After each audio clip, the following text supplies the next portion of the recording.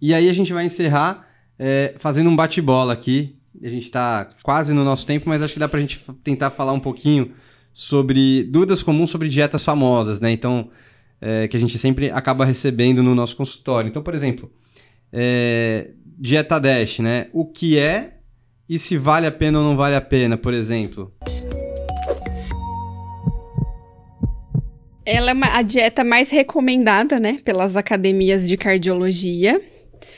Existem alguns estudos que mostram que realmente ela ajuda no controle pressórico. E seria o que a gente comentou aqui, né? Diminuir o sódio para até 2 gramas. Tem algumas mais restritivas que 1,5 gramas até. Diminuir o consumo de gordura, especialmente de gorduras saturadas. Então, laticínios desnatados. Aumentar o consumo de legumes, vegetais, carnes magras. E grãos integrais, né? Basicamente, tentar moldar. Existem até, quando você pesquisa isso até na internet mesmo, tem, assim, umas pirâmides, né? De organização, quantidades de porção por semana.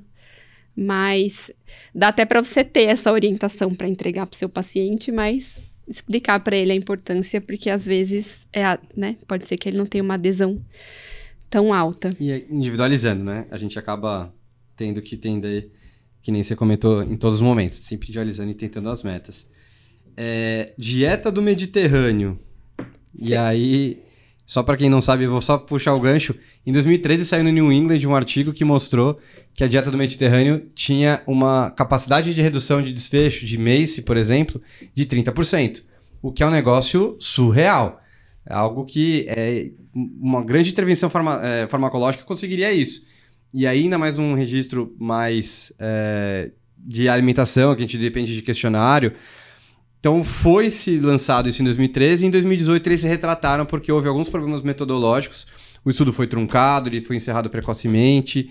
Quando você olha os desfechos, era uma maior redução, as custas de redução de AVC nesse desfecho composto. E os pacientes que foram randomizados para o grupo, que seria o grupo do tratamento com azeite de oliva, com nozes, que seriam o grupo de intervenção, eles tinham um segmento mais próximo com uma equipe multi. Então, assim, ninguém está aqui falando que não é que não vamos seguir. A gente tem grandes evidências que as pessoas... Na Sicília, tem até uma série da Netflix de longevidade, que é bem legal. Na Sicília, por exemplo, as pessoas vivem mais de 100 anos, é uma das blue zones que a gente tem. Mas, sem dúvida nenhuma, a gente não menospreza, mas é complicado da gente botar muito peso somente numa intervenção, sendo que existem muitos fatores. A gente estava conversando disso antes, né? Até na UTI é difícil a gente botar o peso de uma intervenção apenas na dieta, sendo que tem um monte de outras coisas que estão acontecendo. Mas dieta do Mediterrâneo, depois disso aí tudo, o que você acha? Comente aí. Olha, é uma dieta bem saudável. Sem dúvida. A gente nunca, né? Tem vários estudos, não só de coração, mas de outras doenças, né? Que eles utilizaram dieta do Mediterrâneo. Eu acho que para a população brasileira ela é um pouco mais difícil de seguir, porque ela foge um pouco do nosso padrão alimentar brasileiro, né? Porque entra muito azeite, entra muita castanha, tem a história do vinho, que entra ali também, que né? já é cultural lá, tudo isso, né? Aqui acho um pouquinho mais difícil. Os peixes também não é muito, né, da nossa alimentação brasileira, é mais da carne vermelha. É caro também, né? Azeite caro. Hoje, sei lá, tá R$30 no mercado, um azeite normal. Castanha é muito cara, né? Peixe também, a gente tá falando de salmão também. Salmão é um peixe caro que a gente vai ter no dia a dia. Então, é mais difícil a gente aplicar isso na população geral, a nível SUS, por exemplo, né? Mas sim, é uma dieta muito saudável. Sem dúvida. Isso a gente não pode negar. Mesmo que o estudo não tenha sido bem conduzido, aí a gente entra num conceito que... Exato. E a gente, né, tem evidências de que realmente ela funciona. Talvez não com a robustez dos 30%. Porque é muito difícil um estudo só de alimentação excluir as outras causas. A gente tem uma causa e efeito, né? É 100%, muito difícil, né? 100% garantida. Mas tudo isso se soma. Sem dúvida. Então, antes da gente criminalizar, né? Talvez não é o santo grau, mas também não vamos criminalizar isso. E é uma intervenção que é válida também, né? Entre seguir dieta do Mediterrâneo, fast food... Ou dieta junk food, fast food, né? Com certeza. A gente sabe que não. Eu falar daqui, acho que vou só porque eu já coloquei aqui, mas dieta hipossódica, né? Já comentou. Como é que a gente vai melhorar? A gente já comentou, né? A gente já tinha deixado isso aqui, mas a gente já comentou bastante. Inclusive saiu Mais um estudo no primeiro dia do Congresso da ARRA agora, que a gente fez a cobertura recentemente em novembro, que também dieta hipossódica acaba reduzindo melhor, conseguindo um melhor controle, né, da hipertensão, então é válido. Eu queria só colocar um adendo que teve um estudo chamado Sodium HF, que foi para insuficiência cardíaca, que a gente acaba também recomendando muito a restrição de sódio. E isso também, como você comentou, gera mais o fato do paciente ter uma dieta calórico não e palatável, proteico. Fica mais desnutrido. E então, no fim, a gente acaba tendo que, pelo esse estudo também, não houve uma diferença, né, de uma dieta muito restritiva versus uma dieta restritiva, tá, pessoal? Não tô falando de uma dieta... Assódica versus hipossódica, Exato. Praticamente, né? Praticamente é isso, né? Não tô falando que, não vou fazer nenhuma restrição de sódio no paciente com IC. Não. O estudo do Sodium HF viu, basicamente, uma dieta muito restritiva versus uma só restritiva. Então, nessa situação, não houve uma diferença. E sim outros desfechos secundários que a gente pode discutir. Mas também a gente vai acabar recomendando evitar abusos sempre, né, em relação a sódio. E agora as duas últimas aí que são bem do momento, né, que os pacientes perguntam. Jejum intermitente, você já comentou um pouquinho. Não sei se você quer comentar mais alguma outra coisa. Jejum intermitente tem várias maneiras de fazer, tem 24 horas, 12 horas, 16 horas, 3 dias por semana, 5 dias, todos os dias, enfim. Tem muitos estudos, mas muitos estudos experimentais, estudos em animais, e acho que o que vale a pena entender é que ele ajuda pela restrição calórica, mas se o paciente não consegue seguir, não adianta. O paciente tem 2.500 calorias para comer no dia, ele gasta as 2.000, fica de jejum o dia inteiro. E come 2.500 de uma vez, não vai... mudar. Então, é muito mais pela restrição calórica mesmo, né? Muitas vezes um efeito pequeno do que outras dietas. E tem aí, algum estudo, né, falando sobre metabolismo, sobre outros benefícios, longevidade, mas que a gente ainda não tem uma robustez efetiva, de comprovação científica. E por fim, dieta cetogênica. Essa também é bem na moda aí, que o pessoal gosta de saber. Dieta cetogênica tem para obesidade. Assim? Então, dieta cetogênica é quando você tem em torno aí de 5% até 40 gramas de carboidrato por dia. 5% das calorias totais. O que é pouco. 5 no máximo 10%.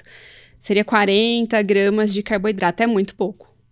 Então, é uma dieta mais à base de gordura e proteína e quase nada de carboidrato. A proposta é o paciente fazer uma cetose e, com isso, perder peso, né? Mobilização de lipídio, mobilização de gordura. Existem algumas evidências, especialmente tem umas dietas que já vem pronta no pozinho, que são cetogênicas. Se mistura num shake, assim? Que eu não posso falar o nome porque é uma marca. Certo. Mas, assim, tem algumas coisas que vendem, né? E acho que o principal ponto da cetogênica é que a gente também ainda não tem uma robustez de estudos para considerar isso a longo prazo. E as pessoas muitas vezes não conseguem seguir, porque é muito restritiva, né? Mas para algumas pessoas funciona. Então depende da estratégia.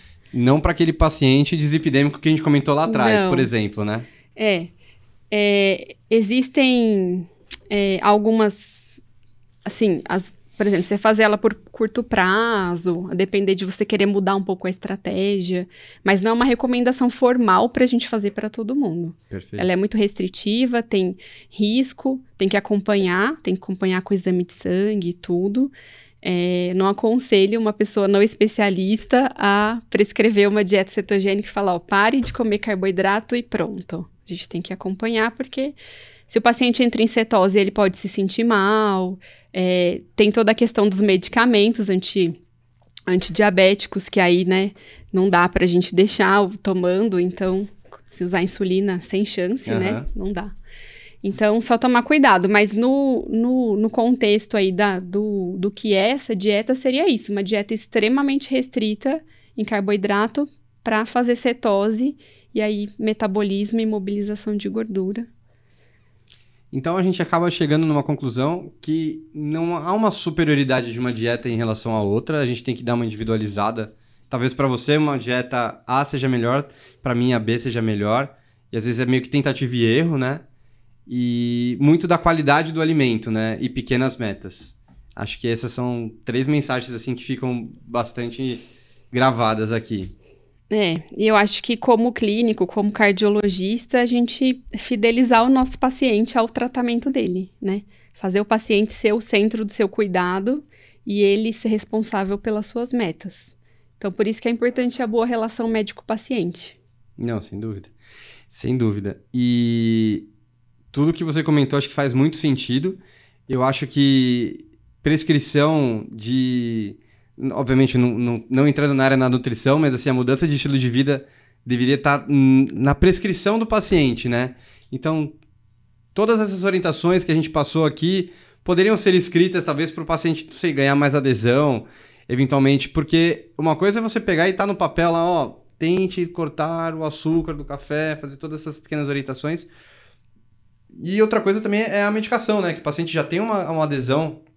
Ficar só na fala, às vezes a gente deixa muito nas ideias, né? Às vezes o paciente também não vai memorizar, é muito conteúdo na live já foi muito conteúdo, eu vou ter que ficar revendo aí também para deixar minhas anotações, mas imagina para o paciente também na consulta que vai ter que entender e absorver tudo isso, né? E não vai ter um segmento com você. Por isso que eu acho que também o fato da equipe multi faz total diferente. Exato, acho que é importante ter um time, né, interprofissional, então o nutricionista, o médico, então todo mundo junto, né? A gente não consegue sozinho. Educador físico, então o paciente se estimular. Uma coisa que a gente faz no consultório, que os pacientes gostam muito, eu tenho uns adesivinhos de parabéns, sabe? Igual o professor. Estrelinha ali. Estrelinha, carinha, e todo mundo gosta e fala, nossa, cadê meu adesivo? Porque estimula, né? Quando ele vai atingindo as metas? Quando ele vai atingindo as metas, ou voltou, perdeu peso, melhorou a composição corporal, então a gente olha a bioimpedância e fala, olha, aumentou massa magra, diminuiu gordura, e dá o parabéns. Dá os puxão de orelha também. Dá o puxão de orelha quando precisa, né? Quando não atingiu a meta, não ganha, né? Mas é interessante porque você consegue fazer o paciente ficar, aderir, né, ao tratamento. Fazer parte do tratamento, né? Uhum. Eu até brinco, cola na porta da geladeira, sabe? Pra todo dia você olhar e falar, olha, ganhei, perfeito. Vamos em frente, né? E acho que esse podcast vai estar saindo provavelmente entre novembro e dezembro, bem próximo da época das festas, né? Que acho que é a época que a galera mais gosta de chutar o balde para depois no ano seguinte vir buscar, né? Então acho que vai ser bem legal para vocês que estiverem ouvindo isso aqui, atendendo seus pacientes próximo dessa época de festas aí, e quem já estiver ouvindo isso aqui depois dessa época de final de ano também acho que já vai conseguir ter muito subsídio para poder começar a mudança de estilo de vida, né? Lembrando que isso aqui, na verdade, é um caminho, né? Que nem você comentou, é uma doença crônica, hipertensão, dislipidemia, obesidade, e não vai ser só uma intervenção pontual que vai resolver. É necessário um segmento, um tratamento, um acompanhamento multi, para a gente conseguir todo mundo atingir nosso objetivo, que é garantir que o nosso paciente tenha menores desfechos, uma sobrevida maior e uma qualidade de vida melhor também. Não chutem todos os baldes no fim de ano. Por favor. Escolham, né? Escolham os baldes que vocês vão chutar. Que depois, às vezes, não dá pra buscar atrás. Exatamente. Acho que dá pra gente ter uma ceia, né? Pra gente passar as festas com a família, mas ter um pouquinho de moderação. Não precisa comer o pote do pavê inteiro. Pode comer só um pedacinho. O chocotone.